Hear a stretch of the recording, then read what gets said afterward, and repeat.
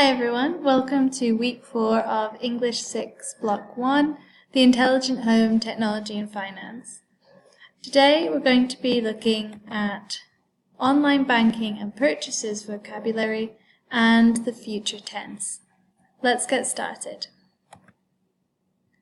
So you've already seen a few examples of the use of going to, and you'll remember that going to is used for decisions that you've already made prior to speaking.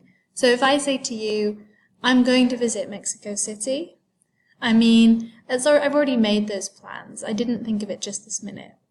I have plans to visit Mexico City, right?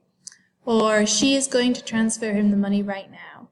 It means that she already was thinking about doing it and it's something that she's planning to do, and she was already thinking about it, okay?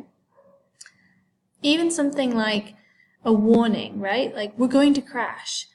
You can see how that thing is already kind of in process when somebody shouts that warning. So there's a sense when you're using going to of a decision or an action that's already in process at the time of speaking. It's not starting right now. So let's take a look at some examples of will. Will is more immediate. So for example, I'm not sure how much it cost. I will check my bank statement. You know, I wasn't planning to check my bank statement, but now that you mentioned it, maybe I should, right? I've just made that plan right now. So will has this sense of a decision made in the moment of speaking. That's the same for the first conditional. If you need it urgently, I'll finish it right now, right? So this first conditional sentence of if you need it urgently, the second clause in the future tense, I'll finish it right now. Again, it's something that I wasn't necessarily planning to do, but if you need it, I will. Also, we use will for refusal. So he won't agree to that, for example, or he won't do that. We always use will not or won't for refusal. Now, for predictions, you can use either going to or will. So in the example we have here, I think he's going to buy that house, or I think he'll buy that house. It's exactly the same meaning. There's really no difference. So for predictions, it tends to be pretty much the same. Either or is fine. Okay, so we're going to practice a little bit the vocabulary that you've been studying now. You're going to listen to Sarah talking about her experience with online banking. And while you listen, see if you can note down how many words from the vocabulary list you can hear. Okay. Hi, I'm Sarah. I love online banking. It's totally changed my life. I used to hate having to stand in line at my local branch just to do something basic like deposit money. It was such a waste of time. Now I can just quickly transfer money to my family while I'm at work or pay my bills from my phone. It's great. Also, I used to hate having to file away all those paper bank statements.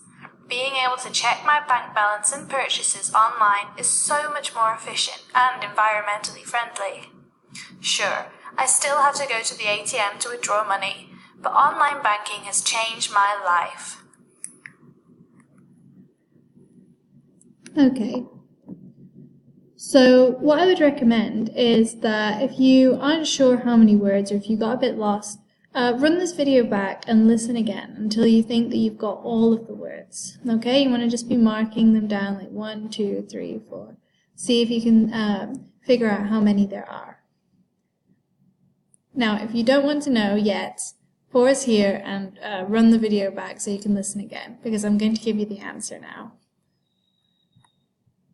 There are 10 words from your vocabulary list that were in that dialogue. So you have here the whole dialogue. If you want to listen again and read to practice your listening, you can do that. But you can see that the words were branch, deposit, transfer, pay, bills, bank statements, bank balance, purchases, ATM, and withdraw. Okay, so I'm just going to finish this video by giving you a few tips for how to create your online user guide. Now this is the first phase of your integrated activity, which you will be building on throughout English 6. Okay, so there'll be 3 phases in total. First of all, I recommend that you take a look back at weeks 1 to 3 in order to help you choose an appropriate appliance or piece of technology for the exercise. Take a look at the questions before you decide. That should help you to choose something that you can work with. Remember that when you write your answers to the questions in your first phase, make sure you write in full sentences and check your spelling and your punctuation. Okay? Also, don't forget to do the cover page. I've put an example in for you. I'll show you that again here. It should look something like this with your name, the title of the project, a photo of the appliance or piece of technology that you're using, the name that you've invented for that technology, and the brand, which can be a real brand or an invented brand, right? It's up to you. So thank you so much for your attention these last 4 weeks. I hope you've enjoyed the course, and very good luck next week with your exam and with your evaluations. Bye!